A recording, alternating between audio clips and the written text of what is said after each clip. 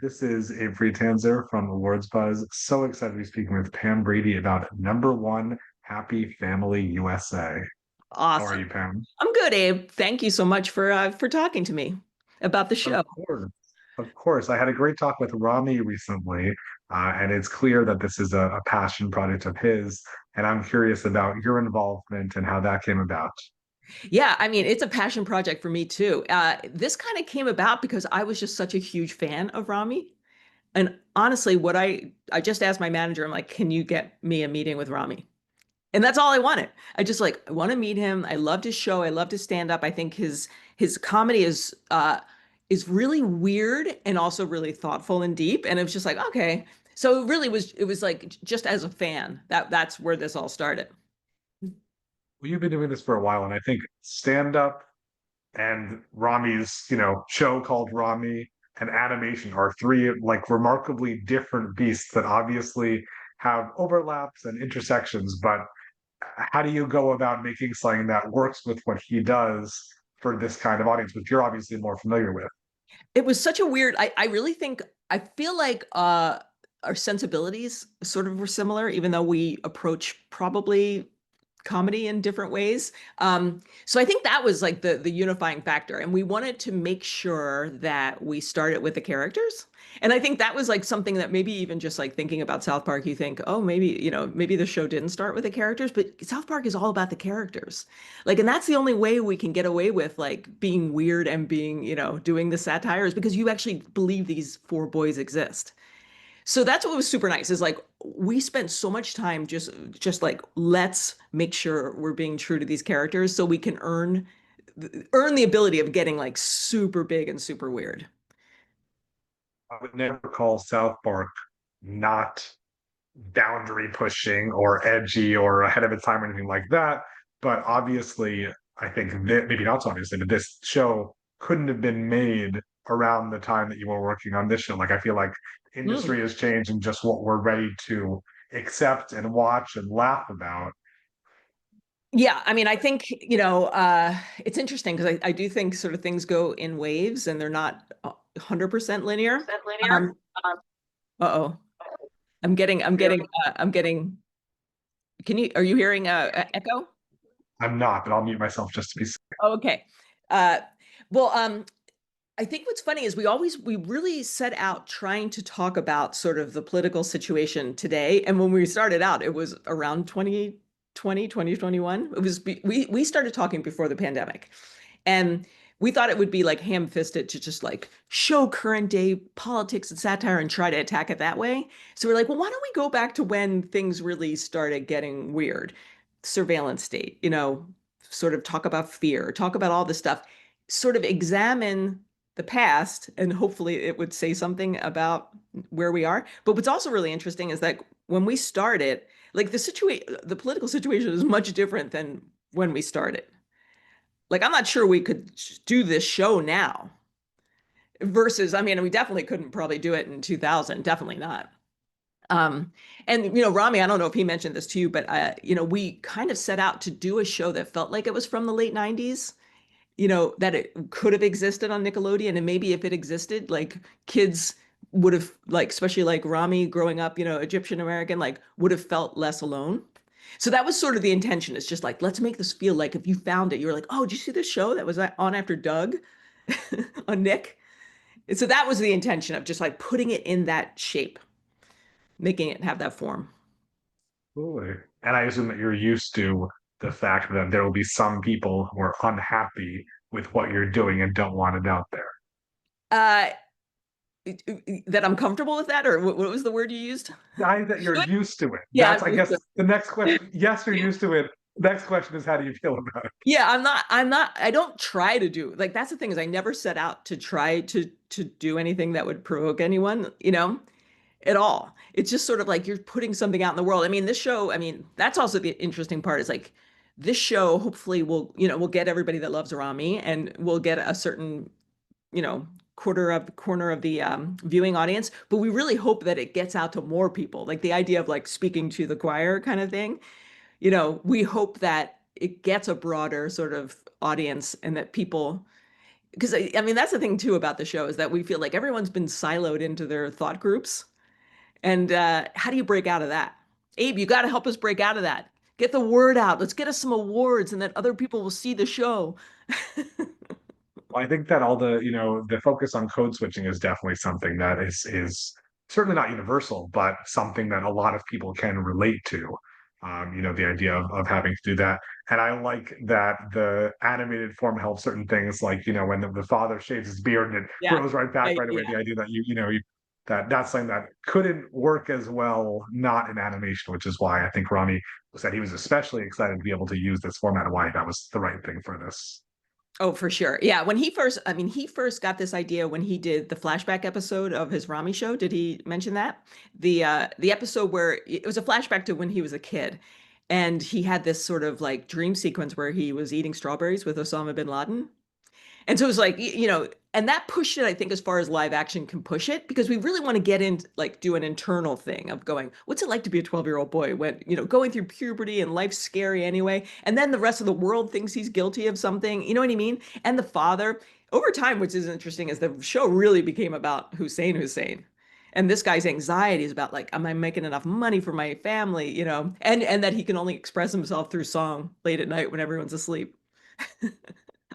Well, obviously, as we said, the world has changed in a lot of ways, and also it's not changed at all. And others, how has, making TV and animated TV in particular changed over the course of the past few decades?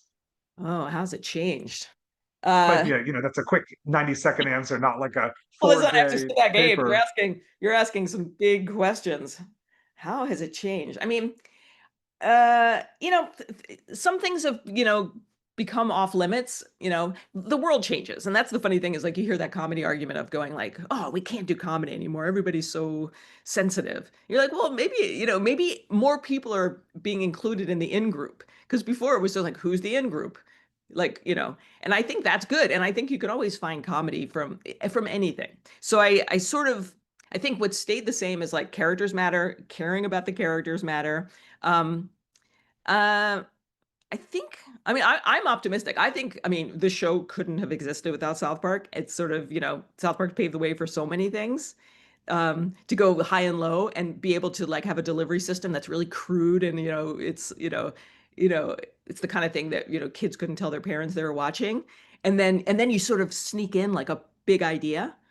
Like that to me is the most fun to doing something like this. Is like is being able to talk about big ideas in not like pretentious ways because everybody wants to think about ideas.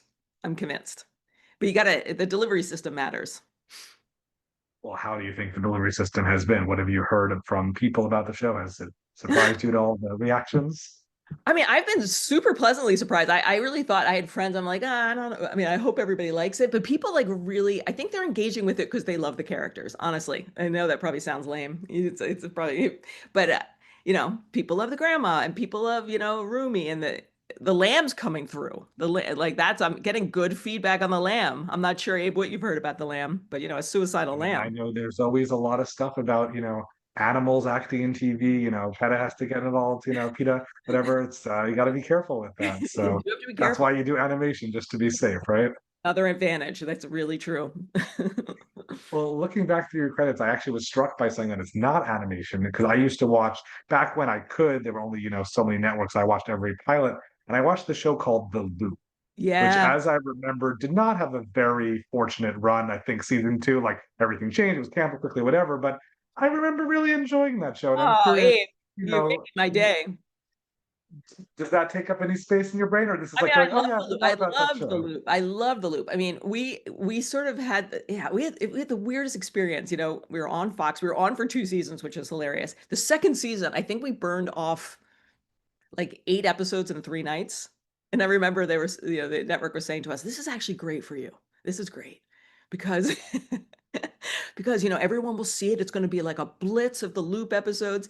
I mean, it was like it was a weird show. It was sort of like I mean, it sort of had similarities to 30 Rock because it was like a workplace comedy and it was trying to add like jokes. But I don't know if you remember parts of it where it was a live action like animated show. Like it was a cartoon.